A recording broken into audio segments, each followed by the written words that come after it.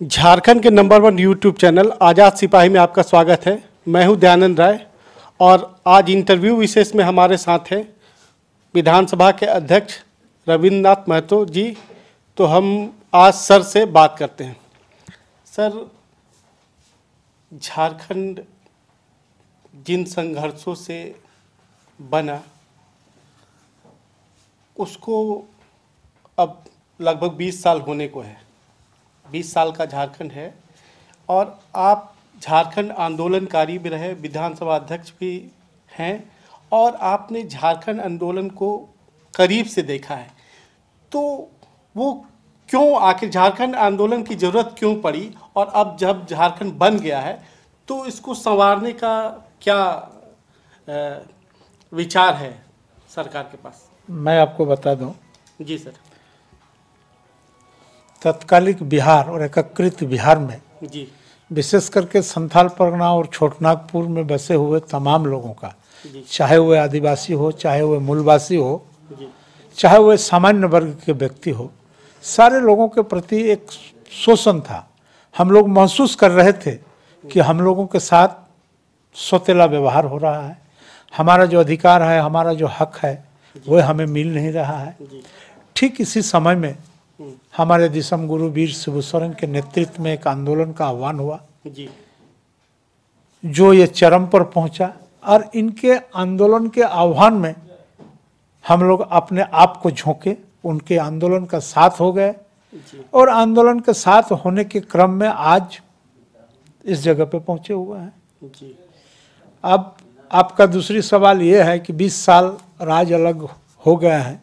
मैं भी इस चीज़ को मान रहा हूँ कि हम लोगों ने जिस मूल्यों के लिए, जिस चीज़ के समाधान के लिए इस राज्य को बिहार से अलग करने में जी अपना पूरा समय व्यतीत किया, ये हमारे साथियों ने व्यतीत किया। जी हमारे बहुत ऐसे साथी हैं जो आज हमारे बीच नहीं हैं। आंदोलन के क्रम में वो प्राणों की आहुति दिए और जिन मूल्यों के लिए दिए उसको आज हम 100% रूप से उसको पूरा नहीं कर पाया है जी। अब कारण कुछ भी रहा हो, मैं इस कारण के पीछे नहीं जा रहा हूँ, लेकिन मैं आपको एक बात जरूर कह देना चाहता हूँ। अभी जिस नेतृत्व के हाथों में इस राज्य का बागडोर है और जिस आंदोलन के गर्भ से ये राज्य का जन्म हुआ, वो निश्चित रूप से उस राज्य का दुख दर्द के बारे में उनको पता है। और मैं समझता हूं आने वाला संक्षिप्त समय के अंदर आपको ये चीज देखने को मिलेगा कि जिस मूल्यों के लिए ये राज्य अलग हुआ, उसका आकांक्षा, उसका चाह, उसका इच्छा अभी पूर्ण होने जा रहा है। जी सर, विधानसभा अध्यक्ष के रूप में आपको 7 जनवरी को 1 साल हो जाएंगे। इस 1 साल के दौरान क्या उपलब्धि आप मानते हैं कि विधानसभा अध्यक्ष के तौर पे आप कर पाए हैं? देखिए, हमारा तो उपलब्धि आपके सामने है जी। 1 साल के अंदर में विधानसभा का जो शेड्यूल वर्क्स है जी, हमारा बजट पास कराना, बजट में बेहतर स्वस्थ चर्चा कराना, बजट चर्चा के दौरान पक्ष और विपक्ष को भागीदारी दिलवाना, सबके विचार को समाहित करना और उस अनुकूल पास करना, यही तो मेरा उपलब्धि है और मैं समझता हूँ इसमें मैं 100% सफल हूँ। जी सर, 3 दफ़ा जनता ने आपको चुनकर भेजा विधानसभा में और जनता की ही कृपा है कि आप विधानसभा अध्यक्ष भी हैं और जनता के लिए मतलब आपकी लोकप्रियता क्षेत्र में क्यों है, इतना लोकप्रिय आप क्यों है कि 3 दफ़ा? देखिए, मैं इसको आपको एकदम संक्षेप में बताना चाह रहा हूँ कि आप अगर अपने आदत बना ले कि लोगों के इच्छा के अनुरूप और लोगों के साथ हमें चलना है जी, और लोगों के साथ जब तक आप चलेंगे तब तक लोग आपके साथ रहेंगे जी। और जिस दिन आप ये समझ लेंगे कि मेरे साथ सारे लोगों को चलना है, ये भावना जब आपके अंदर में आ जाएगा तो मैं समझता हूँ हो सकता है कि आपके साथ लोग हों और ये भी हो सकता है कि लोग आपके साथ न हो। हम लोगों ने जो आदत बनाया है, लोगों के साथ चलने का आदत बनाया है और लोगों के साथ चल रहे हैं, आज भी चल रहे हैं और इच्छा भी है, आगे भी हम लोग सब लोगों को लेकर के, सारे लोगों का सुख सुविधा जो भी हो, दुख सुख सब चीज़ में लोगों को साथ लेकर के चलने का काम करेंगे तो निश्चित रूप से लोगों का विश्वास हम लोगों पर बना रहेगा।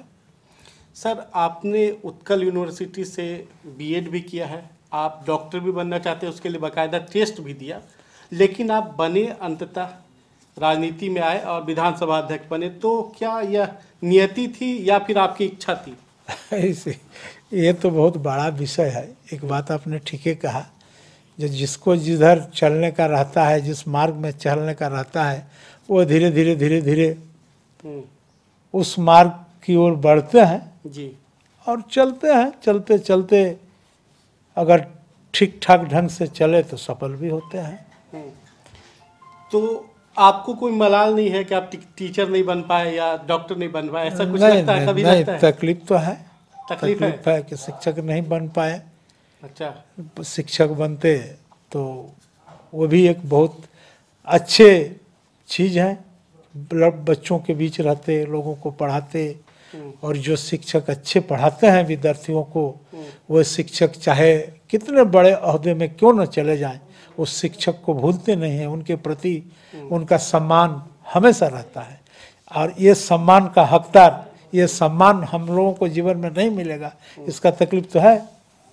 आपके पिता सर शिक्षक थे, तो कहीं ये प्रेरणा उन्हीं से मिली, उन्हीं का व्यक्तित्व? बिल्कुल, मेरे परिवार में करीब करीब सारे लोग शिक्षक ही हैं। पिताजी भी अभी हैं, चचा भी थे, छोटे चचा भी हैं, तो परिवार में मोटा मोटी सब लोग हैं। ऐसे हम लोगों का मूल पेशा खेती ही है, और पिताजी चचा ये लोग सब नौकरी में यानी शिक्षक के पेशे में आए, तो हम लोगों का भी इच्छा था कि हम लोग भी शिक्षक बने जी, इसीलिए उस पर चल पड़े थे।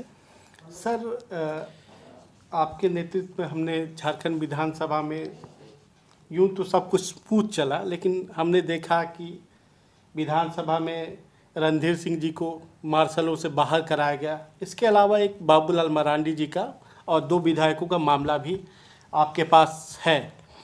तो ये जानना चाहते कि ऐसा विनम्र प्रशासक क्यों ऐसा जरूरत पड़ा कि आपको मार्शलों से उन्हें बाहर कराना पड़ा?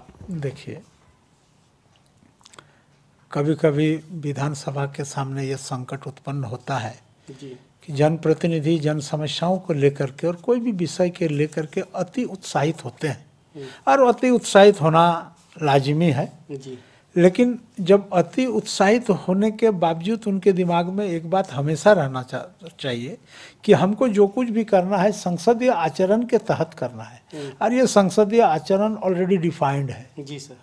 और जब आसन को लगे कि आचरण के प्रतिकूल हो रहा है तो कभी कभी आसन को कठोर निर्णय लेना पड़ता है जी, और इसी के क्रम में कहीं ऐसा कुछ हुआ होगा।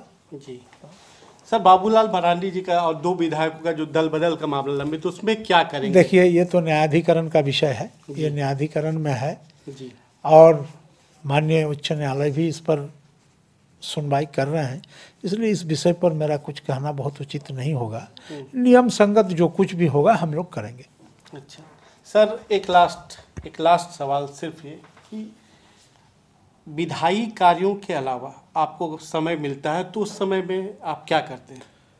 विधायी कार्यों के अलावा हम लोगों का समय मिलता है तो गार्हस्थ जीवन का जो काम है वो करीब करीब सब काम करना पड़ता है, करते हैं, उसका भी उत्तरदायित्व को निर्वहन करना पड़ता है। आप एक परिवार में रहेंगे तो परिवार के सारे लोगों के अपेक्षा आप पर रहेगा। जनप्रतिनिधि हैं तो ये भी हम लोगों का एक परिवार है और एक निजी परिवार भी है, और दोनों परिवारों के अनुकूल आपको चलना पड़ता है। तो जब जिस समय होता है, समय के पीरियड में ये सब काम भी करते हैं। आज़ाद सिपाही से बात करने के लिए आपका धन्यवाद। धन्यवाद।